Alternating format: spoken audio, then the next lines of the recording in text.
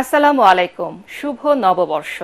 সবাইকে ইংরেজি নতুন বছরের শুভেচ্ছা জানিয়ে শুরু করছে এটেন বাংলা সংবাদ। আপনাদের সাথে আছে আমি অনামিকা হাসান পুনম। শুরুতেই সংবাদ শিরোনাম। নতুন বছরে নির্বাচনের রোডম্যাপ চূড়ান্তে অগ্রাধিকার দেবে সরকার। কোনো দল নিষিদ্ধের পরিকল্পনা নেই। শিক্ষার্থীদের বেঁধে দেওয়া সময়ের মধ্যে বিপ্লবের ঘোষণাপত্র রিজওয়ানা হাসান। গণতন্ত্রকামী জনগণকে নির্বাচনের মানসিক প্রস্তুতি নেয়ার আহ্বান তারেক রহমানের। সংস্কার ও নির্বাচন বিষয়ে অগ্রাধিকার নির্ধারণ করতে না পারলে সুযোগ নিতে পারে পরাজিত শক্তি। 2025 সাল হবে জুলাই আগস্ট গণহত্যার বিচারের বছর, বললেন চিফ প্রসিকিউটর তাজুল ইসলাম।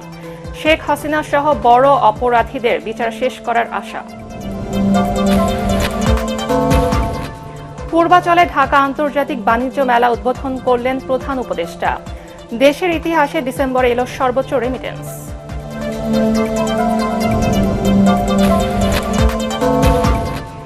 এবং বিগত বছরগুলোতে বই উৎসবের নামে দুর্নীতি অপচয় হয়েছে মন্তব্য এনসিটিভি চেয়ারম্যানের। প্রথম দিন সব বই দিতে না পারায় উপদেষ্টার দুঃখ প্রকাশ। শুনছিলেন সংবাদ শিরোনাম। সংবাদে এছাড়াও থাকছে, অভ্যুত্থানের পর নতুন বাংলাদেশ নিয়ে প্রত্যাশা বেড়েছে গ্রামীণ জনপদে। দ্রব্যমূল্য নিয়ন্ত্রণ, শান্তি প্রতিষ্ঠা ও মত প্রকাশের স্বাধীনতা চান কিষাণ মাঝিরা।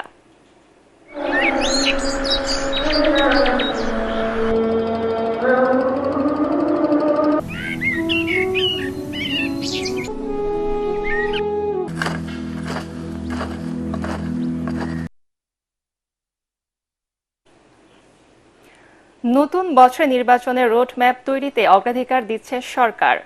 ওই নির্বাচনে আওয়ামী লীগ বা কোনো রাজনৈতিক দলকে নিষিদ্ধ করার কোনো পরিকল্পনা নেই সরকারের। সচিবালয়ে এসব তথ্য জানান পরিবেশ উপদেষ্টা সৈয়দা রিজওয়ানা হাসান। তিনি জানান, ভারত থেকে শেখ হাসিনাকে ফিরিয়ে এনে বিচার শুরুর সর্বোচ্চ চেষ্টা চলছে। উপদেষ্টা বলেন, শিক্ষার্থীদের দাবির প্রেক্ষিতে 15 জানুয়ারির মধ্যে জুলাই বিপ্লবের ঘোষণাপত্র প্রকাশ করা হবে। রিপোর্টে জানাচ্ছেন মাহবুব কবির চপল। অন্তর্বর্তী সরকারের মেয়াদ যত যাচ্ছে ততই বাড়ছে নির্বাচনের চাপ। যদিও প্রধান উপদেষ্টা জানিয়েছেন 2026-এর মধ্যবর্তী সময়ের আগেই নির্বাচন হবে। সে অনুযায়ী রোডম্যাপ চূড়ান্ত করার কাজ চলছে বলে জানালেন পরিবেশ উপদেষ্টা সৈয়দা রিজওয়ানা হাসান। নতুন বছরে অন্তর্বর্তীকালীন সরকারের প্রাধান্য তো অবশ্যই হবে বিচার নিশ্চিত করা এই জুলাই আগস্টে হত্যাকাণ্ড এবং যে বর্বরতা চলেছে তার। দ্বিতীয় হচ্ছে যে সমস্ত সংস্কার করার প্রস্তাবনাগুলো আসবে সেগুলোর ব্যাপারে রাজনৈতিক মতৈক্য গড়ে সেই সংস্কারগুলো করা। নির্বাচনের একটা ক্লিয়ার রোডম্যাপ ডেভেলপ করা। বিএনপির থেকে আমাদের সাথে যখন কথা বলা হয় তারা এই কথাটা বলেননি যে সংস্কারের প্রয়োজন নেই, তারা এই কথাটা বলেছেন যে সংস্কারের প্রয়োজন আছে এবং তারা সংস্কারের ক্ষেত্রে নিজেরাও তো মতামত দিচ্ছেন। আগামী জাতীয় সংসদ নির্বাচনে আওয়ামী লীগ অংশ নিতে পারবে কিনা তা নিয়ে আছে নানা আলোচনা। তবে সরকার কোনো দলকে বাধা দেবে না বলে জানান উপদেষ্টা। যে কোনো সিদ্ধান্ত নিতে পারবে নির্বাচন কমিশন। কথা বলেন শেখ হাসিনাকে ভারত থেকে ফিরিয়ে আনার বিষয়েও। এখনো পর্যন্ত তো সরকার এই ব্যাপারে কোনো মতামত জানায়নি, কোনো অবস্থান নেয়নি যে আওয়ামী লীগকে আমরা নিষিদ্ধ করব। কোন দল নির্বাচন করবে না করবে এই প্রশ্নগুলোর উত্তর আসলে নির্বাচন কমিশনই দেবে। আইনি প্রক্রিয়ার অংশ হিসাবে শেখ হাসিনাকে ফেরত চাওয়ার চিঠি পাঠানো হয়েছে। আমরা চাইব উপস্থিতিতে বিচার করতে। যদি উপস্থিতিতে বিচার না হয় তাহলে যেভাবে করে বিচার প্রক্রিয়া করতে হয় সেভাবেই করব। জুলাই বিপ্লবের ঘোষণাপত্র বা প্রক্লেমেশন দেওয়ার জন্য শিক্ষার্থীরা যে আলটিমেটাম দিয়েছে তা গুরুত্বের সাথে নিয়েছে সরকার। 15 জানুয়ারির মধ্যেই চূড়ান্ত হতে পারে বলে জানান সৈয়দা রিজওয়ানা হাসান। তারা যারা সময় বেঁধে দিয়েছে তারা তো প্রক্লেমেশনের জন্য আসলে নিজেরা প্রস্তুতি ছিল। সকলের সাথে কথা বলার প্রক্রিয়াটা শুরু হয়েছে, এখন হয়তো ড্রাফটিং এর প্রক্রিয়ায় আমরা যাব। 14 দিনের মধ্যে আমরা অবশ্যই বিষয়টা ইতিবাচকভাবে দেখব। এটা অসম্ভব কোনো কিছু। পরিবেশ উপদেষ্টা বলেন, সচিবালয়ের আগুনে কোনো ষড়যন্ত্র বা নাশকতা নেই বলে তদন্ত কমিটি যে রিপোর্ট দিয়েছে তাতে আস্থা রাখছে সরকার। ভরসা না করার কোনো কারণ আছে বলে আমরা মনে করছি না। মাহবুব কবির চপল, এটিএন বাংলা, ঢাকা। গণতন্ত্রকামী জনগণকে নির্বাচনের মানসিক প্রস্তুতি নেয়ার আহ্বান জানিয়েছেন বিএনপির ভারপ্রাপ্ত চেয়ারম্যান তারেক রহমান। তার আশঙ্কা, সংস্কার ও নির্বাচন বিষয়ে অগ্রাধিকার নির্ধারণ করতে না পারলে গণ আন্দোলনে পরাজিত শক্তি সুযোগ নিতে পারে। জাতীয়তাবাদী ছাত্র দলের প্রতিষ্ঠা বার্ষিকীর আলোচনা সভায় তারেক রহমান বলেন, জনসমর্থন নেই, জনরায়কে ভয় পায় এমন ব্যক্তিরাই নির্বাচন নিয়ে নানা বিভ্রান্তি সৃষ্টি করছে। বিএনপির ভারপ্রাপ্ত চেয়ারম্যান বলেন, গ্রহণ ও বর্জনের সিদ্ধান্ত নেবে জনগণ, তাই নতুন রাজনৈতিক দলের উত্থান নিয়ে বিচলিত হওয়ার কারণ নেই। বিস্তারিত জানাচ্ছেন কামরুজ্জামান রাজীব।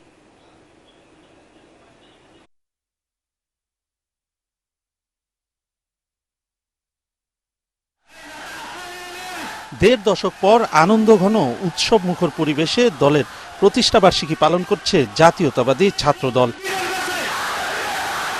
সাবেক ও বর্তমান নেতৃবৃন্দের উপস্থিতিতে মিলন মেলায় পরিণত হয় রাজধানীর ইঞ্জিনিয়ার্স ইনস্টিটিউশন মিলনায়তন প্রাঙ্গণ। এতে ছাত্র নেতাদের সতর্ক করে দিয়ে মহাসচিব মির্জা ফখরুল ইসলাম আলমগীর বলেন, নির্বাচন আর সংস্কার ইস্যুকে সামনে এনে দেশে বিদেশে নতুন ষড়যন্ত্র শুরু হয়েছে। ভার্চুয়ালি প্রধান অতিথির বক্তব্যের শুরুতেই দেশবাসীকে নতুন বছরের শুভেচ্ছা জানিয়ে বিএনপির ভারপ্রাপ্ত চেয়ারম্যান বলেন, হঠকারী কোনো সিদ্ধান্ত বা পদক্ষেপের কারণে যাতে ছাত্র জনতার গণ অভ্যুত্থানের অর্জন বিনষ্ট না হয় সে বিষয়ে সবাইকে সতর্ক থাকতে হবে। আমাদের সকলকে খেয়াল রাখতে হবে, কোনো হঠকারী সিদ্ধান্তের কারণে যাতে গণ অভ্যুত্থানের আকাঙ্ক্ষা বিনষ্ট হবার পরিস্থিতি সৃষ্টি না হয়। এই ব্যাপারে ছাত্রদলের প্রতিটি নেতাকর্মীকে সতর্ক এবং সজাগ থাকতে হবে। মনে রাখা দরকার, লোভ বা লাভের ঊর্ধ্বে উঠে ভবিষ্যৎ প্রজন্মের জন্য একটি নিরাপদ এবং স্বাবলম্বী বাংলাদেশ গড়তে বিশেষ করে ছাত্র তরুণদের ভূমিকা অপরিসীম। নির্বাচন ও সংস্কার ইস্যুতে আবারও দলের অবস্থান স্পষ্ট করেন তারেক রহমান। কোনো মহল থেকে সংস্কার নাকি নির্বাচন এ ধরনের জিজ্ঞাসাকে বিএনপি, বাংলাদেশ জাতীয়তাবাদী দল তথা দেশপ্রেমিক সকল মানুষ, সকল রাজনৈতিক দল স্রেফ অসৎ উদ্দেশ্য প্রণীত কূট তর্ক বলেই বিবেচনা করে। ছাত্র নাগরিকদের ব্যানারে নতুন রাজনৈতিক দলের আত্মপ্রকাশের গুঞ্জনে বিচলিত হওয়ার কারণ নেই জানিয়ে বিএনপির ভারপ্রাপ্ত চেয়ারম্যান বলেন, গ্রহণ ও বর্জনের সিদ্ধান্ত নেবে জনগণ। দেশে প্রয়োজনে আরো নতুন রাজনৈতিক দলের উত্থান ঘটবে, এটি গণতান্ত্রিক রীতি। এ নিয়ে বিচলিত হবার কোনোই কিছু নেই। রাষ্ট্র ও রাজনীতির প্রয়োজনে বিএনপি সকল গণতান্ত্রিক উদ্যোগকে স্বাগত জানায়। জনগণ কোনো রাজনৈতিক দলকে গ্রহণ করবে কিংবা বর্জন করবে, নির্বাচনের মাধ্যমে সেই রায় দেবে জনগণের আদালত। অন্তর্বর্তী সরকারের প্রতি প্রশ্ন রেখে তারেক রহমান বলেন, মিথ্যা মামলা কাঁধে নিয়ে এখনো কেন বিএনপি নেতাকর্মীদের আদালতের বারান্দায় ঘুরতে হয়। কামরুজ্জামান রাজীব, এটিএন বাংলা, ঢাকা। 2025 সাল জুলাই আগস্ট গণহত্যার বিচারের বছর হবে বলে জানিয়েছেন আন্তর্জাতিক অপরাধ ট্রাইব্যুনালের চিফ প্রসিকিউটর তাজুল ইসলাম। তিনি বলেন, এ বছর হবে সাবেক প্রধানমন্ত্রী শেখ হাসিনা ও আওয়ামী লীগ নেতাদের মানবতা বিরোধী অপরাধের বিচারের বছর।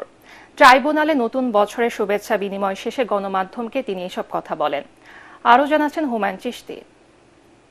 জবাব দিবেন এবং সেটাকে কিভাবে নতুন বছরের শুভেচ্ছা বিনিময় করে চিফ প্রসিকিউটর তাজুল ইসলাম বলেন, একটি রক্তাক্ত বিপ্লবের মধ্য দিয়ে দেশে নতুন সূর্যোদয় হয়েছে। দীর্ঘ 15 বছরের স্বৈরশাসনের পর এবার স্বৈরাচার মুক্ত একটি বছর শুরু হলো। তিনি বলেন, বিগত 16 বছরে আওয়ামী লীগের সকল অপকর্মের বিচার হবে। 2025 সালের মধ্যে শেখ হাসিনা সহ বড় অপরাধীদের বিচার শেষ করার আশা প্রকাশ করেন তিনি। সবাই চান গত 16 বছর ধরে বাংলাদেশে যে সমস্ত মানবতা বিরোধী অপরাধ হয়েছে, গণহত্যা হয়েছে, জুলুম, নির্যাতন, নিপীড়ন হয়েছে, সেগুলোর সঠিক এবং সুষ্ঠু একটা বিচার সমাপ্ত করা। তদন্ত কার্য চলমান আছে।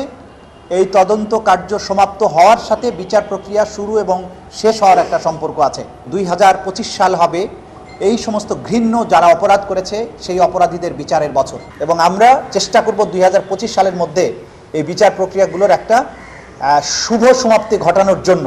তাজুল ইসলাম বলেন, ট্রাইব্যুনালের মূল ভবনের সংস্কার কাজ শেষ, শিগগিরই উদ্বোধন করবেন প্রধান বিচারপতি সৈয়দ রেফাত আহমেদ।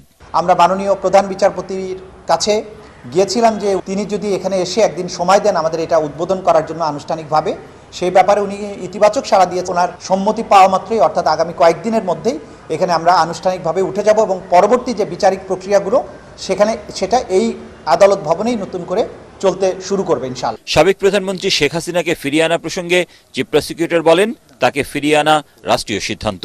এটা রাষ্ট্রকে জিজ্ঞাসা করতে হবে, পররাষ্ট্র মন্ত্রণালয় এটা জবাব দিতে পারবে যে রাষ্ট্রীয়ভাবে কি ব্যবস্থা নেওয়া হবে। এটা চিফ প্রসিকিউটর জবাব দেওয়ার জন্য সঠিক ব্যক্তি নন। অন্য রাষ্ট্র থেকে অপরাধীকে ফিরিয়ে আনার যে চেষ্টা, সেটা ভিন্ন রাষ্ট্র, যে রাষ্ট্রের কাছে চাওয়া হয়েছে তারা কি ধরনের রিয়াকশন দেখাবেন, কি জবাব দিবেন এবং সেটাকে কিভাবে মোকাবেলা করা হবে, এটা রাজনৈতিক সিদ্ধান্ত এবং রাষ্ট্রের কাজ। এটা চিফ প্রসিকিউটর অফিসের কাজ নয়। এদিন শাহবাগ থানার মামলায় গ্রেফতারকৃত পুলিশ কনস্টেবল সুজন হোসেনকে 12 জানুয়ারি হাজির করার নির্দেশ দিয়েছেন ট্রাইব্যুনাল। হুমায়ুন চিস্তি, এটিএন বাংলা, ঢাকা। আজ থেকে শুরু হলো 29তম ঢাকা আন্তর্জাতিক বাণিজ্য মেলা। সকালে পূর্বাচলে বাংলাদেশ চায়না ফ্রেন্ডশিপ এক্সিবিশন সেন্টারে মেলার উদ্বোধন করেন প্রধান উপদেষ্টা ডক্টর মোহাম্মদ ইউনূস।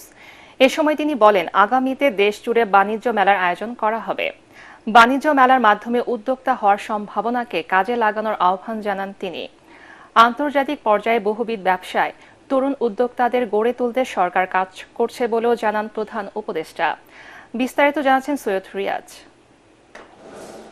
নতুন বছরের শুরুতে শীতের এই সকালে রাজধানীর পূর্বাঞ্চলে বাংলাদেশ চায়না ফ্রেন্ডশিপ এক্সিবিশন সেন্টারে 29তম ঢাকা আন্তর্জাতিক বাণিজ্য মেলার উদ্বোধন করেন প্রধান উপদেষ্টা। আমি ঢাকা আন্তর্জাতিক বাণিজ্য মেলা 2025-এর শুভ উদ্বোধন ঘোষণা করছি। এ সময় বাংলাদেশের তরুণ উদ্যোক্তাদের সম্ভাবনার কথা তুলে ধরে তিনি বলেন, অপূর্ব সুযোগের এই দেশের তরুণরা অসংখ্য সৃষ্টির সাথে যুক্ত। তাদের জন্য সুযোগ তৈরি করতে হবে জানিয়ে প্রধান উপদেষ্টা বলেন, মেলার মাধ্যমে উদ্যোক্তা হওয়ার সম্ভাবনাকে কাজে লাগাতে হবে। এই মেলা একটা সুযোগ দেয় একজনেরটা দেখে আরেকজনের মাথায় সুরসুরি দেওয়া। এই সুযোগটা যেন আমরা গ্রহণ করতে পারি। আমরা যদি খুঁজি, অবাক কেন, অসংখ্য রকমের কাজ করে এই তরুণরা। এই মেলার প্রস্তুতি সারা বছর ধরে চলবে, জেলায় জেলায়, উপজেলায় উপজেলায় বাছাই করা কে ফাইনাল মেলাতে জায়গা পাবে, কার বুদ্ধি সবচেয়ে বেশি, এই উপজেলাতে কার বুদ্ধি বেশি। অবসর গ্রহণের মাধ্যমে মানুষকে সমাজ থেকে দূরে সরিয়ে না দেওয়ার আহ্বান জানান ডক্টর ইউনূস। তিনি বলেন, একজন মানুষের যতক্ষণ চিন্তা শক্তি থাকে ততক্ষণ তারা সমাজের জন্য কল্যাণকর। আমরা যে রিটায়ার্ড বলে কোনো শব্দ নাই, পুরো শব্দটাকে আমরা রিটায়ারমেন্টে পাঠিয়ে দিলে ভালো হয়। যতক্ষণ পর্যন্ত আমি চিন্তা করতে পারি, কাজ করতে পারি, বুদ্ধি দিতে পারি, আমি তো সচল, আমি মানুষ। কাজেই তরুণরা যেরকম কাজ করবে, বয়স্করাও কাজ করবে। বাণিজ্য মন্ত্রণালয় ও রপ্তানি উন্নয়ন ব্যুরোর যৌথ উদ্যোগে আয়োজিত এ মেলায় বৈষম্য বিরোধী আন্দোলনে ছাত্র জনতার আত্মত্যাগের প্রতি সম্মান জানিয়ে তৈরি করা হয়েছে জুলাই ও 36 চত্বর। বাংলাদেশ ছাড়াও এই মেলায় অংশ নিচ্ছে 7টি দেশের 11টি প্রতিষ্ঠান। সৈয়দ রিয়াজ, এটিএন বাংলা, ঢাকা। ডিসেম্বর মাসের রেকর্ড 263 কোটি 90 লাখ ডলারের প্রবাসী আয় দেশে এসেছে, যা গত 5 বছরের মধ্যে সর্বোচ্চ। বাংলাদেশ ব্যাংকের হিসেবে গত মাসে প্রতিদিন গড়ে দেশে আসে 8 কোটি 51 লাখ ডলার রেমিটেন্স। বাংলাদেশ ব্যাংকের হালনাগাদ প্রতিবেদন থেকে এসব তথ্য জানা গেছে। এতে বলা হয়, গত বছর একই সময় এসেছিল 199 কোটি 10 লাখ ডলার, অক্টোবরে 239 কোটি 50 লাখ 80, আর নভেম্বরে এসেছে 219 কোটি 95 লাখ 10 হাজার মার্কিন ডলার রেমিটেন্স।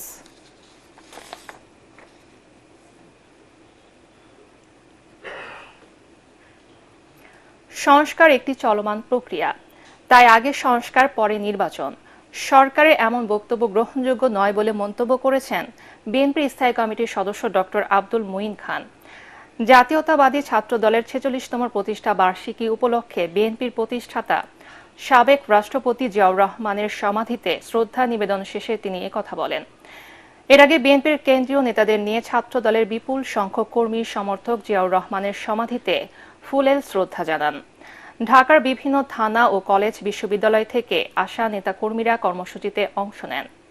এ সময় মঈন খান বলেন, দেশের মানুষ ভোটের জন্য উন্মুখ হয়ে আছে, তাই প্রয়োজনীয় সংস্কার শেষে অন্তর্বর্তী সরকারকে দ্রুত নির্বাচনের আয়োজন করতে হবে।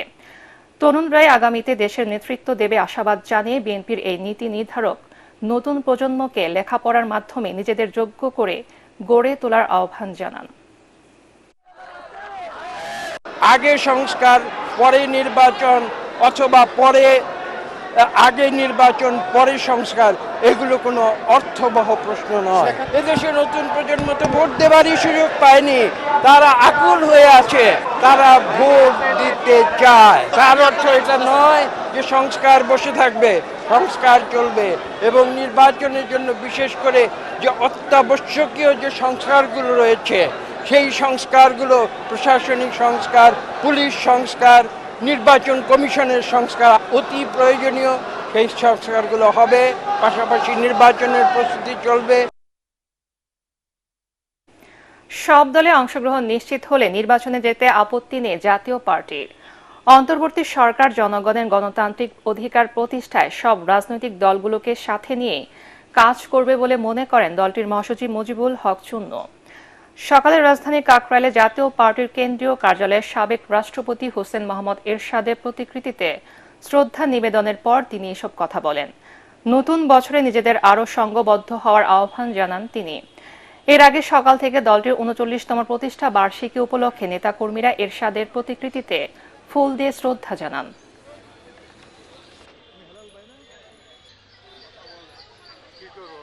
নির্বাচনের পরিবেশের সমতা হয়, সকল দল নির্বাচনে অংশগ্রহণ সুযোগ পায়, ইনক্লুসিভ নির্বাচন হয়, নিরপেক্ষ নির্বাচন হওয়ার পরিবেশ হয়, তখনই আমরা দলীয়ভাবে সিদ্ধান্ত নিব।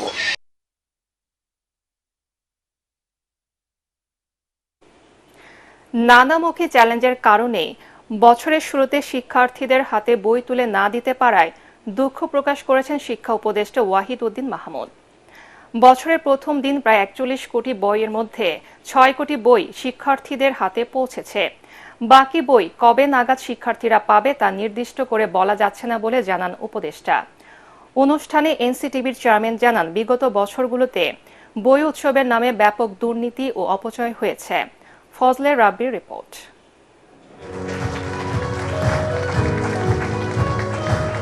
বছরের প্রথম দিন রাজধানীর আন্তর্জাতিক মাতৃভাষা ইনস্টিটিউটে ২০২৫ শিক্ষাবর্ষের পাঠ্যপুস্তকের মোড়ক উন্মোচন করেন শিক্ষা উপদেষ্টা। বিগত বছরগুলোতে এদিন শিক্ষার্থীদের মাঝে বই বিতরণ উৎসব করা হলেও এবার ৪ দেয়ালের মধ্যে একটি অনুষ্ঠানেই তা সীমাবদ্ধ রাখা হয়। এর মাধ্যমে সাশ্রয় হয় অর্থের। এতদিন বই উৎসবের নামে ব্যাপক অনিয়ম ও অপচয় হয়েছে বলে মন্তব্য করেন এনসিটিভির চেয়ারম্যান। সেপ্টেম্বরের ১ তারিখে একটি পরিপত্র জারি করেন। তবে অনুষ্ঠানে ঘুরে ফিরেই আসে বছরের প্রথম দিন শিক্ষার্থীদের হাতে সব বই তুলে না দিতে পারার প্রসঙ্গটি। জানুয়ারির ৩০ তারিখের মধ্যেই আমরা সকল বই সকল শিক্ষার্থীর হাতে পৌঁছে দেওয়ার জন্য প্রতিশ্রুতিবদ্ধ এবং আমরা বিশ্বাস করি যে আমরা এই কাজে কৃতকার্য হব। পাঠ্যপুস্তক পরিমার্জন, সিলেবাসের পরিবর্তন, ছাপাখানা ও কাগজের সংকট সহ নানামুখী চ্যালেঞ্জের কারণে সময় মতো বই হাতে পৌঁছানো সম্ভব হয়নি বলে জানান উপদেষ্টা। অনেক পরিমার্জন করতে হয়েছে যাতে দলীয় রাজনীতি নিরপেক্ষভাবে, রাজনীতি নিরপেক্ষ কিছু হয় না, দলীয় রাজনীতি নিরপেক্ষভাবে বইয়ে যেন সব কিছু থাকে। এই বছরে যে নতুন কারিকুলাম এসেছিল এটা হঠাৎ করে বদলিয়ে দিলাম। কেন বদলিয়ে দিতে হলো? এই তাড়াহুড়া হয়েছে বলেই তো পাঠ্যপুস্তক ছাপানোতে দেরি হলো। এই তাড়াহুড়ার মধ্যে করতে হয়েছে যে এই নতুন পাঠ্যক্রম এটা যদি আরো ১ বছর ২ বছর চালিয়ে যেত তাহলে কিন্তু এর থেকে আর ফেরার উপায় ছিল না। এই অনুষ্ঠান থেকে সকল পাঠ্য বইয়ের অনলাইন ভার্সন উদ্বোধন করা হয়। একই সাথে ১ জানুয়ারি থেকে মাধ্যমিক ও উচ্চ মাধ্যমিক শিক্ষকদের এমপিওর টাকা, অবসর ও কল্যাণ ভাতা ইএফটির মাধ্যমে বিতরণ কার্যক্রম উদ্বোধন করেন শিক্ষা উপদেষ্টা। ফজলে রাব্বি, এটিএন বাংলা, ঢাকা। নতুন বছরে শহীদ পরিবারের পাশাপাশি আহতদের নিয়ে কাজ করাকে বেশি গুরুত্ব দেবে জুলাই শহীদ স্মৃতি ফাউন্ডেশন। বছরের প্রথম দিনের ব্রিফিংয়ে ফাউন্ডেশনের সাধারণ সম্পাদক সার্জিস আলম ২০২৪ সালের ৩১ ডিসেম্বর পর্যন্ত সকল কার্যক্রম ও হিসেবের তথ্য গণমাধ্যমের সামনে তুলে ধরেন। এ সময় তিনি বলেন, এখন পর্যন্ত ২,২২৯ জনের পাশে দাঁড়িয়েছে জুলাই শহীদ স্মৃতি ফাউন্ডেশন। আরও জানাচ্ছেন মাজহারুল হক মুহাজির। 2024-এর 17 সেপ্টেম্বর জুলাই অভ্যুত্থানে যারা প্রাণ হারিয়েছেন তাদের স্মরণে এবং আহত পরিবারের পাশে দাঁড়াতে যাত্রা শুরু করে জুলাই শহীদ স্মৃতি ফাউন্ডেশন। প্রধান উপদেষ্টা ডক্টর মোহাম্মদ ইউনূসকে সভাপতি এবং আন্দোলনে প্রাণ হারানো মুগ্ধর ভাই মীর স্নিগ্ধকে সাধারণ সম্পাদক করে গঠন করা হয় সম্পূর্ণ অরাজনৈতিক ও স্বেচ্ছাসেবী এই ফাউন্ডেশন। পরবর্তীতে সেখানে যুক্ত হয় বৈষম্য বিরোধী ছাত্র আন্দোলনের অন্যতম সমন্বয়ক সার্জিস আলম। ফাউন্ডেশনের সাধারণ সম্পাদক হিসেবে দায়িত্ব যাত্রা শুরুর পর থেকে গত 31 ডিসেম্বর পর্যন্ত নেয়া সব কার্যক্রম, আয় ও খরচের খতিয়ান গণমাধ্যমের সামনে তুলে ধরেন স্নিগ্ধ, সার্জিস। এখন পর্যন্ত আমাদের ব্যাংক অ্যাকাউন্টে আমরা টাকা রিসিভ করেছি 109,20,23,005 টাকা এবং আমরা এখন পর্যন্ত টাকা ডিসবার্সমেন্ট অর্থাৎ টাকা খরচ করতে পেরেছি 47,32,32,729 টাকা। আমরা এখন পর্যন্ত সর্বমোট 2,229 জন পরিবারকে সাহায্য করতে পেরেছি। এখন পর্যন্ত 826 জন শহীদের মধ্যে 628 পরিবার ও আহত 11,306 জনের মধ্যে মাত্র 1,601 জনকে আর্থিক সহায়তা দিয়েছে জুলাই শহীদ স্মৃতি ফাউন্ডেশন। আহত পরিবারদের মধ্যে কেন এত ফারাক সেই ব্যাখ্যাও দেন সার্জিস আলম। এতদিন আপনারা সংখ্যাটা শুধু দেখেন আমাদের শহীদ পরিবারের ক্ষেত্রে 826-এর মধ্যে অলরেডি আমরা 628 জনের কাছে পৌঁছে গিয়েছি। সো এতদিন আমাদের এটা ছিল ফার্স্ট প্রায়োরিটি, কারণ আমার অনেক পরিবারে যে ভাই শহীদ হয়েছেন তার পরিবারে উনি একমাত্র উপার্জনক্ষম, আর কেউ ছিল না। এখন আমরা দুইটা নিয়ে একসাথে কাজ করেছি, কিন্তু এটা আমাদের একটু প্রায়োরিটিতে ছিল। এখন আমাদের প্রায়োরিটি থাকবে আমাদের আহত যোদ্ধারা। সামনে শহীদ পরিবার ও আহতদের কর্মসংস্থানের ব্যবস্থা, ফাস্ট ট্র্যাক চিকিৎসা সেবা দেওয়ার ব্যাপারেও কাজ করবে সংস্থাটি। শিগগিরই বিভাগীয় শহরগুলোতে জুলাই শহীদ স্মৃতি ফাউন্ডেশনের অফিস নেয়ার পরিকল্পনা রয়েছে বলেও জানান সার্জিস আলম। আমাদের এই অফিস। মাসহারুল হক মুহাজির, এটিএন বাংলা, ঢাকা। ক্যালেন্ডারের পাতায় যোগ হলো খ্রিস্টীয় নতুন আরেকটি বছর 2025। পুরনো বছরের সব গ্লানি মুছে নতুন বছরকে বরণ করছে দেশবাসী। ঘড়ির কাঁটায় রাত 12:01 বাজতেই চারদিক থেকে ভেসে আসতে থাকে আতশবাজির বিকট শব্দ। নিষিদ্ধ থাকলেও উড়ানো হয় ফানুস। বিদায়ী বছরের সব প্রাপ্তি অপ্রাপ্তি ভুলে নতুন আকাঙ্ক্ষা ও উদ্দীপনা নিয়ে মধ্যরাতে বর্ণিল আয়োজনে নতুন বছরকে বরণ করে নিয়েছেন দেশের মানুষ। ঢাকা সহ সারা দেশে ব্যাপক উৎসবে মেতে ওঠেন অনেকেই। বাসার ছাদে আয়োজন করেন বিশেষ অনুষ্ঠানের। দেশবাসীকে নতুন বছরের শুভেচ্ছা জানিয়েছেন রাষ্ট্রপতি মোহাম্মদ শাহাবুদ্দিন। আরও জানাচ্ছেন ইয়াসিন রানা।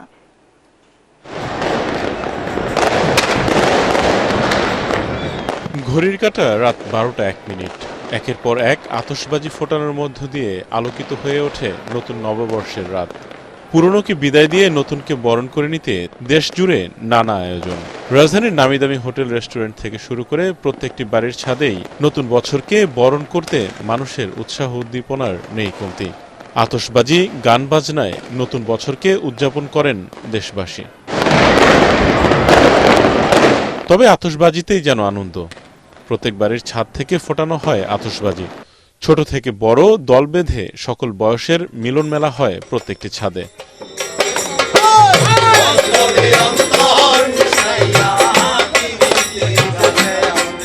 নতুন বছর মানেই নতুন আশার সঞ্চার, নতুন স্বপ্ন সবার মাঝে। Happy new year. সুন্দর হোক জীবন, সুন্দর হোক বছর। দেশে শান্তি নেমে আসুক, সবাই আমরা নিজেদের সুষ্ঠু কাজে সফল হই, এই প্রত্যাশা নিয়ে আমি নতুন বছরকে স্বাগত জানাচ্ছি। 2025 আমাদের জন্য নতুনত্ব বয়ে আনবে, এটাই আমরা আশা করি। সবাই মিলেই আমরা এই দেশকে একটি সুন্দর বাংলাদেশ হিসেবে গড়ে তুলব। নতুন বছরে চাই আমাদের গত বছরগুলোতে যত আমাদের নেগেটিভ দিক ছিল এগুলো আমরা যাতে কাটিয়ে আমরা পজিটিভলি সামনের দিকে এগিয়ে যেতে পারি। Happy new year. অনেকেই নিজে আতশবাজি না ফোটালেও নববর্ষের রঙিন আকাশ দেখতে ভুল করেন না। তারাবাজি দেখে আমার খুবই ভালো লাগছে। প্রতি বছরই হয়, এই বছরও এরকম ঠিক মতো দেখতে অনেক ভালো লাগতেছে। আমি, আমার বোন, আমার ভাই, আমরা ফ্যামিলি নিয়ে আসছি। বিকট শব্দে গাছের পাখিদের সমস্যা হয় তা নিয়েও ভাবায় অনেককেই। আতশবাজির পরদিন সকালে দেখা যায় অনেক পাখিগুলো মারা যায়, তো এই জন্যই মেনলি কেউ এখানে আমাদের বাসার সবাই আতশবাজি ফোটানো হয়নি। ইতিহাস সৃষ্টি করা 2024-এর গণঅভ্যুত্থানের বছর শেষ হয়ে 2025-এ পা দিল বাংলাদেশ। নতুন বছরে নতুন সূর্যের আলোয় পুরনো হিংসা বিদ্বেষ শত্রুতা সব ভুলে নতুন করে দেশ গড়ার স্বপ্ন সকলের।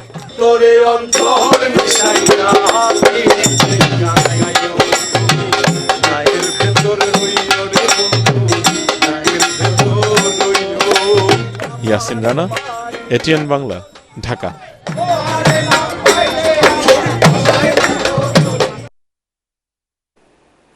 খ্রিস্টীয় নতুন বছরে তেমন আয়োজন না থাকলেও 24 জুলাই বিপ্লবের পর দেশ নিয়ে প্রত্যাশা বেড়েছে গ্রামীণ জনপদে। বিশেষ করে সরকারের নেওয়া জরুরি সংস্কার যৌক্তিক জানিয়ে দ্রুত একটা অবাধ জাতীয় নির্বাচনের তাগিদ দিচ্ছেন তারা। সেই সঙ্গে দ্রব্যমূল্য নিয়ন্ত্রণ, আইন শৃঙ্খলা পরিস্থিতির উন্নতি সহ মত প্রকাশের স্বাধীনতা নিশ্চিত করার দাবি জানিয়েছেন গ্রামের কিষাণ মাঝিরা। এমদাদুল হকের ক্যামেরায় রিপোর্ট করছেন আদ্দিন সজীব।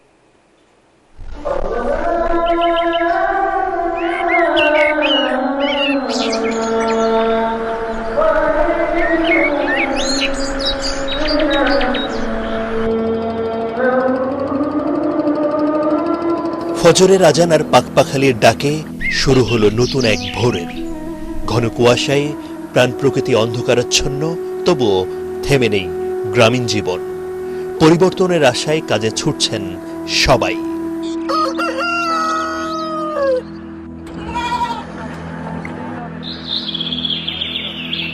24 জুলাই বিপ্লবে হাজারো শহীদের রক্তে ভেজা স্বাধীন ভূখণ্ডেই এই নতুন আলো তাই একটু অন্যরকম, যেন এক স্বৈর শাসকের দীর্ঘ দুঃশাসন পেছনে ফেলে নতুন বছর 2025কে স্বাগত জানালো। 24-এর যে স্বাধীনতা আমরা অর্জন করছি, সেই স্বাধীনতা অর্জন যাতে করে বাংলাদেশের মানুষ ধরে রাখতে পারে। দেশের থেকে কোটি কোটি টাকা লুটতরাজ হয়েছে, এ থেকে যেন মানুষ মুক্তি পায়।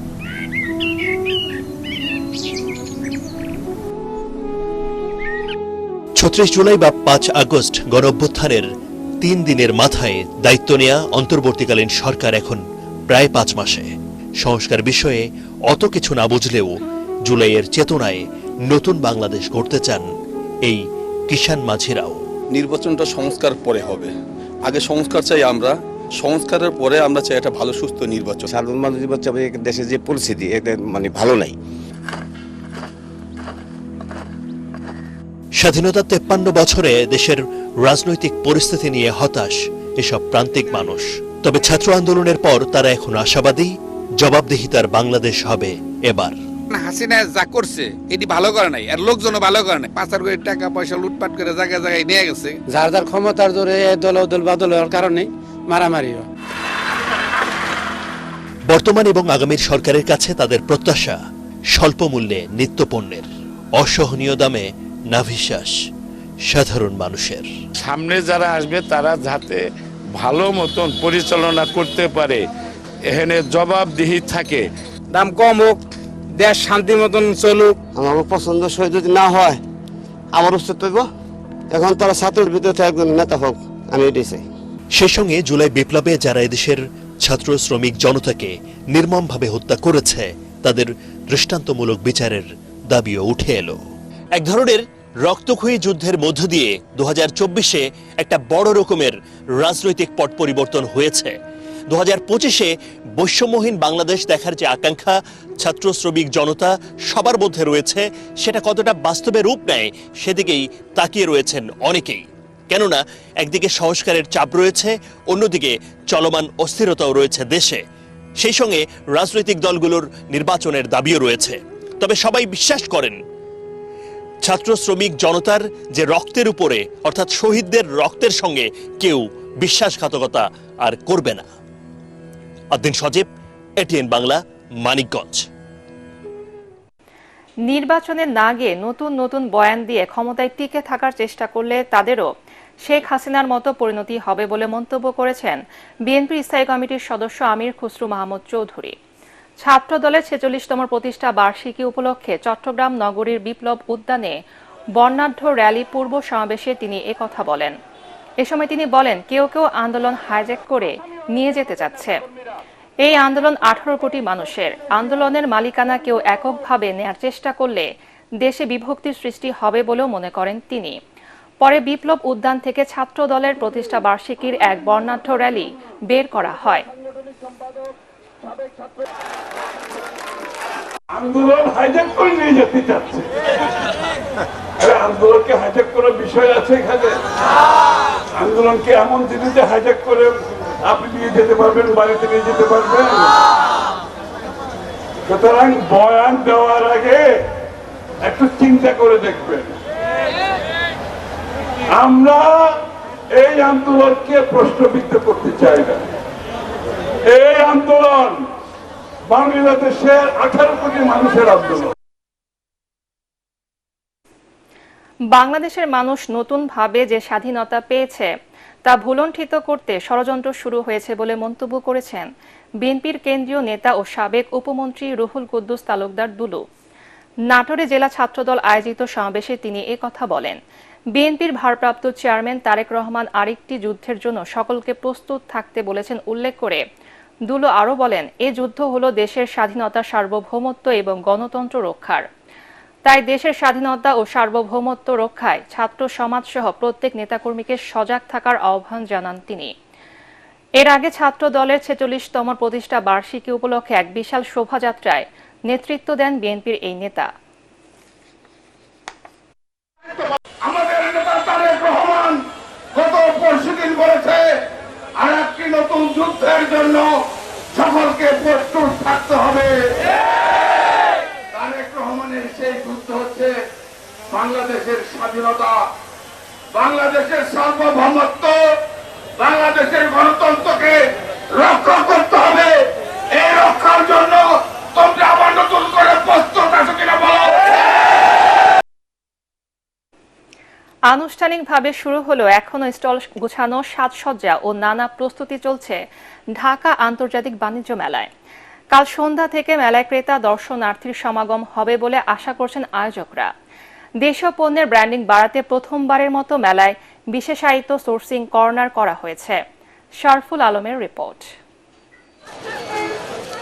নিয়ম মেনে এবারও খ্রিস্টীয় নতুন বছরের প্রথম দিন থেকেই শুরু হয়েছে আন্তর্জাতিক এই বাণিজ্য মেলা। ডিজিটাল ই-গেট, ই-টিকিটিং আর দ্রুত পরিবহনের সুবিধা নিয়ে পূর্বাচলের এই বাণিজ্য মেলা আনুষ্ঠানিকভাবে উদ্বোধন করা হলেও এখনও স্টল সাজানো নিয়ে ব্যস্ত উদ্যোক্তারা। তাদের আশা 2-1 দিনের মধ্যেই শেষ হবে আয়োজনের সব আনুষ্ঠানিকতা। আমাদের জুয়েলারি আইটেম তো আমরা একটু লেট করে ডিসপ্লে করি, আমাদের প্রোডাক্টগুলো সব বাইরে থেকে আসছে, আর এটা আমাদের বেশি সময় লাগে না, হয়তো সর্বোচ্চ কালকের ভিতরে টোটাল কমপ্লিট হয়ে যাবে। ওয়েদারটা আজকে ঠান্ডা শীতল, তারপরেও অনেক আনন্দ লাগছে বছরের প্রথম দিন মেলায় আসতে পেরে। মেলায় নানা পণ্যের পসরা নিয়ে হাজির দেশি বিদেশি অনেক প্রতিষ্ঠান। কম হলেও শুরু হয়েছে কেনাকাটা, তবে আগের মতোই পণ্যের অতিরিক্ত দাম নেওয়ার অভিযোগ ক্রেতাদের। দুইটা কিনলাম, আশা আছে অন্য কিছু কিনবো, দাম তো বেশি যাবে, পরে দামাদামি করে কিনতে হয় আর কি। আমরা টার্গেটটা আশা করতেছি যে মিনিমাম 2 থেকে 3 কোটি টাকা সেল হবে। শুধু পণ্য বিক্রি নয়, বিশ্ববাসীর কাছে দেশীয় পণ্যের ব্র্যান্ডিং বাড়াতে আলাদা করে স্থাপন করা হয়েছে sourcing corner. All over Kashmiri প্রোডাক্টগুলো আমার আছে, ওই 1000 থেকে আরম্ভ 10,000 পর্যন্ত। আমাদের মোট 566টি প্রোডাক্ট, এর ভিতরে আমরা বর্তমানে মেলাতে আমাদের 6টি ফ্যাক্টরির উৎপাদিত পণ্য আমরা এবার মেলাতে নিয়ে এসেছি। অনেক মূল্য ছাড় দিচ্ছি অধিক পরিমাণ জনগণের কাছে পৌঁছানোর জন্য, সেটা হচ্ছে আমাদের BMTF ল্যাপটপ। সোর্সিং কর্নারের মাধ্যমে আমরা আমাদের দেশে যে রপ্তানি পণ্যগুলো যেগুলো আছে, যেগুলো আমাদের সাধারণ লোকজন দেখলে বুঝতে পারবেন যে কত টেকনিক্যাল অ্যান্ড গুরুত্বপূর্ণ প্রোডাক্ট তারা বাইরে এক্সপোর্ট করেন, এবং এটা আমাদের দেশের তরুণকে যেমন অনুপ্রাণিত করে, তাদের নতুন উদ্যোক্তা তৈরিতেও কাজে লাগবে। মেলায় 361টি স্টল থেকে ক্রেতারা তাদের পছন্দ মতো পণ্য সংগ্রহ করতে পারছেন। বিভিন্ন প্রতিষ্ঠান দিচ্ছে অর্থ ছাড়ের নানা ঘোষণাও। আনুষ্ঠানিকভাবে উদ্বোধন করা হলেও শুক্রবার থেকে 29তম ঢাকা আন্তর্জাতিক বাণিজ্য মেলা জমে উঠবে বলে আশা করছেন আয়োজক ও বিক্রেতারা। শীত মৌসুমের এবারের মেলায় ক্রেতা দর্শনার্থীদের ভিড় বেশি হওয়ারও আশা করছেন তারা। শরফুল আলম, ATN বাংলা, ঢাকা আন্তর্জাতিক বাণিজ্য মেলা প্রাঙ্গণ, ঢাকা। এবারে আল আরাফা ইসলামী ব্যাংক অর্থ সংবাদ।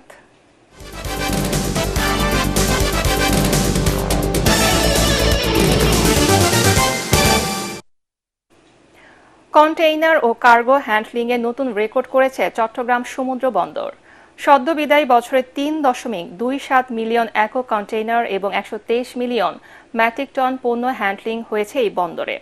মূলত স্থবিরতা কাটিয়ে দেশের আমদানি রফতানি বাণিজ্যে গতি আসার ফলেই এই রেকর্ড হয়েছে বলে মনে করছেন বন্দর সংশ্লিষ্টরা। চট্টগ্রাম থেকে আরও জানাচ্ছেন সৈয়দ তামিম মাহমুদ। রাশিয়া ইউক্রেন যুদ্ধ, মধ্যপ্রাচ্য সংকট, দেশে বৈদেশিক মুদ্রার সংকট ও ক্রমবর্ধমান মূল্যস্ফীতির কারণে গত 2 বছর আমদানি রপ্তানি বাণিজ্যে ছিল ধীরগতি, যার প্রভাব পড়ে চট্টগ্রাম বন্দরেও। তবে এবছর কন্টেইনার ও কার্গো হ্যান্ডলিংয়ে অতীত সব রেকর্ড ছাড়িয়ে গেছে, আর এটি বহির্বাণিজ্যে স্থবিরতা কাটানোর অন্যতম লক্ষণ বলছেন ব্যবসায়ীরা। বিদায়ী বছরে চট্টগ্রাম বন্দর কন্টেইনার হ্যান্ডলিং করেছে 32,75,627 একক, আর কার্গো 12,39,86,014 মেট্রিক টন। এবছর জাহাজ হ্যান্ডলিং হয়েছে 3,867টি। ফলে গত বছর কন্টেইনার হ্যান্ডলিংয়ে প্রবৃদ্ধি হয়েছে 7.42%, আর কার্গো হ্যান্ডলিংয়ে 3.11%। তবে লোয়েড লিস্টে গত বছরের মতো এবারও চট্টগ্রাম বন্দরের অবস্থান 67তম। ছাত্র জনতার যে মুভমেন্ট, তারপরে হলো আমাদের বন্যা এবং 7 দিনের ইন্টারনেট ছিল না, তো এটা যদি যোগ করেন তাহলে 1 মাস আরও বাদ পড়ে যায়। তো বেসিক্যালি কিন্তু আমরা 11 মাসে এই 1 বছরের যে অর্জন করেছি, এবং এটা কিন্তু তাহলে আরও বেশি হবে। ফার্স্ট অফ অল ডেফিনেটলি আপনার যে ম্যানেজমেন্ট এবং ডিসিপ্লিন, এই শৃঙ্খলা যদি বন্দরের ভিতরে থাকে, আজকে আপনি দেখেন যে বন্দরের ভিতরে যে শৃঙ্খলা আছে, কোনো যানজট নাই। এদিকে বন্দরে পণ্য পরিবহনেও এসেছে পরিবর্তন, গতি এসেছে বন্দর কার্যক্রমেও, যা ধরে রাখতে পারলে ভবিষ্যতে বিদেশি বিনিয়োগ অনেক বাড়বে বলে আশা বন্দর চেয়ারম্যানের। ম্যানুয়ালি গেট পাস দেওয়া হতো, টিকেটিং করা হতো, পেমেন্ট করা হতো, এটা আমরা এখন ইলেকট্রনিক করে ফেলেছি, যার ফলে গেটে আগে 15-20 মিনিট ওয়েট করতে হলে সেখানে এখন 1-2 মিনিট ওয়েট করতেছে একটা গাড়ি। এবং আপনারা দেখেছেন যে গেটে কোনো গাড়ি নেই, ভিতরেও মুভমেন্ট ফাস্ট হয়ে গেছে। ইন অ্যাডিশন আমরা পোর্টের ভিতরে অনেক স্পেস বের করেছি, এই স্পেস বের করার ফলে হয়েছে হ্যান্ডলিং আমাদের ফাস্ট হয়ে গেছে। অন্যদিকে গতি পাচ্ছে বহুল প্রতীক্ষিত বে টার্মিনাল প্রকল্প। আগামী এপ্রিলেই বিশ্ব ব্যাংকের সাথে চুক্তির কথাও জানান বন্দর কর্তৃপক্ষ। কন্টেনার হ্যান্ডলিং এখন আমরা যেটা করি, এটা কিন্তু আমাদের টার্গেট অনুসারে আরও 2 থেকে 3 মিলিয়ন টিউস বাড়াইতে হবে আগামী 3-4 বছরের মধ্যে। তো সেজন্য আমরা ইতিমধ্যে বে টার্মিনালের যে কার্যক্রম চলছিল সেটাকে ত্বরান্বিত করেছি। ওখানে আমরা 500 একর জায়গা অধিগ্রহণ করেছি, এবং ওয়ার্ল্ড ব্যাংক যে আমাদেরকে $650 মিলিয়ন যে কমিটমেন্ট করেছে অ্যাক্সেস চ্যানেল এবং নেভিগেশন চ্যানেল এবং ব্রেক ওয়াটার করার জন্য, সেই কাজটা আমরা এখন তড়িৎ গতিতে ফাস্ট ট্র্যাক করে করছি। তবে সংশ্লিষ্টরা মনে করছেন চট্টগ্রাম বন্দরকে ঘিরে চলমান উন্নয়ন প্রকল্পগুলো দ্রুত বাস্তবায়ন করা না গেলে কন্টেইনার হ্যান্ডলিংয়ের প্রবৃদ্ধি ধরে রাখাই হবে বড় চ্যালেঞ্জ। সৈয়দ তামিম মাহমুদ, এটিএন বাংলা, চট্টগ্রাম। সন্ধানী লাইফ ইন্স্যুরেন্স আন্তর্জাতিক সংবাদ।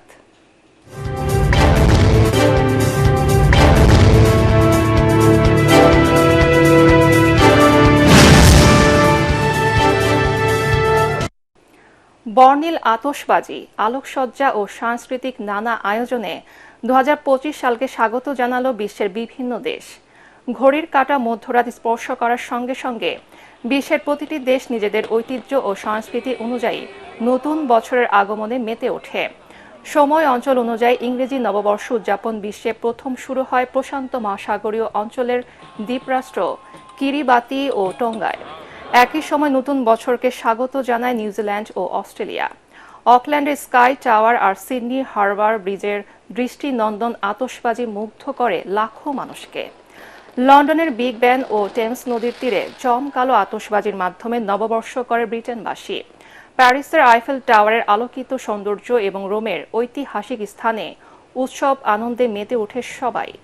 জাপানে মন্দিরে ঘণ্টা ধ্বনি দিয়ে নতুন বছর শুরু হয়।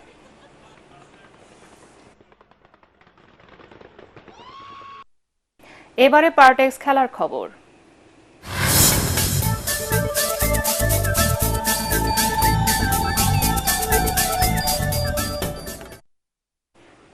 বিসিবি সভাপতি ফারুক আহমেদের নির্দেশে এবার বদলে গেছে মিরপুরের উইকেট। বছরের শুরুর দিন ক্রিকেট নিয়ে নিজের পরিকল্পনা তুলে ধরতে দিয়ে বোর্ড সভাপতি বলেন, ফ্র্যাঞ্চাইজি এই টুর্নামেন্টকে সত্যিকারের লিগ বানাতে চান তিনি। রিপোর্ট করছেন এস এম আশরাফ। মিরপুরের উইকেটে লো স্কোরিং ম্যাচ দেখতে দেখতে বিরক্ত দর্শকরা এবার অবলোকন করছেন ভিন্ন চিত্র। বিপিএলে শেষ হওয়া 4 ম্যাচের 4টিতে দলীয় স্কোর পার হয়েছে কমপক্ষে 190। তাতে দর্শকরা সত্যিকার অর্থেই 4 ছক্কা দেখার উন্মাদনায় মাততে পারছেন। বোর্ড সভাপতি জানালেন বদলে যাওয়া উইকেটের কারণ। আমি চিন্তা করেছি যে এবার উইকেটটা আমরা দেখতে চাই মানে ভালো ব্যাটিং উইকেট, আবার এমন না যে বাউন্সও আছে কিন্তু উইকেটে। সো এই ধরনের উইকেট আসলে খেলা প্রয়োজন, তাতে করে আপনার বোলারও শিখবে কিভাবে ভালো ব্যাটিং উইকেটে বল করা যায়, দুজনের জন্য সুবিধা। সো ইনস্ট্রাকশন ছিল যে আমরা ভালো ব্যাটিং উইকেটে খেলতে চাই। টিকিট নিয়ে ভবিষ্যতে দর্শকদের বিড়ম্বনা কমাতে পদক্ষেপ নেওয়ার কথাও জানান বিসিবি সভাপতি। আপনি টিকিটটা ক্লিক করবেন, কিনবেন একটা গেটওয়ে দিয়ে, একটা পার্টিকুলার আমাদের ক্রিকেট বোর্ডের একটা অ্যাকাউন্ট আছে, টিকিট কালেকশন অ্যাকাউন্ট, ওই কালেকশনের টাকাটা চলে যাবে।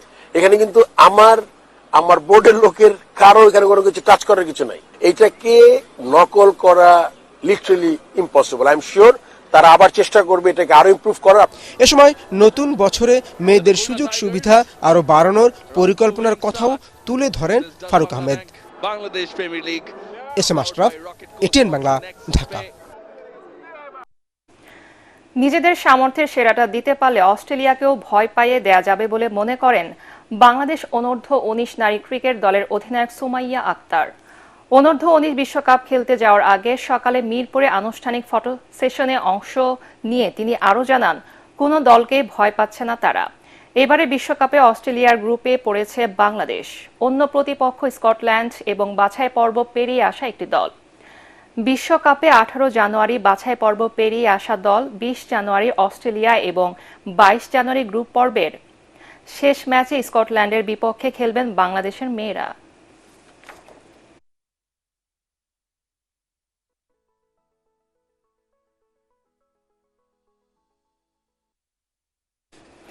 শেষ করার আগে সংবাদ শিরোনাম আরেকবার।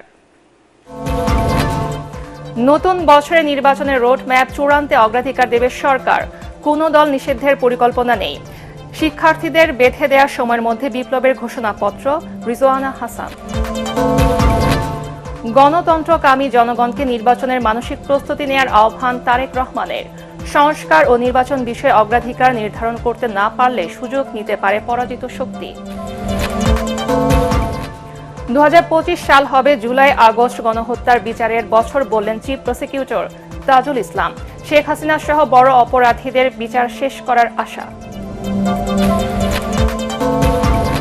পূর্বাচলে ঢাকা আন্তর্জাতিক বাণিজ্য মেলা উদ্বোধন করলেন প্রধান উপদেষ্টা। দেশের ইতিহাসে ডিসেম্বর এলো সর্বোচ্চ রেমিটেন্স।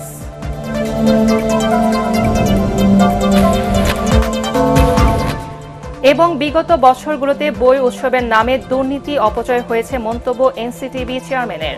প্রথম দিন সব বই দিতে না পারায় উপদেষ্টার দুঃখ প্রকাশ। পরবর্তী সংবাদ দেখার আমন্ত্রণ জানিয়ে এখনকার মতো শেষ করছি। এটিএন বাংলা সংবাদ ইউটিউবে দেখতে ব্রাউজ করুন youtube/ATN বাংলা নিউজ। ধন্যবাদ সবাইকে।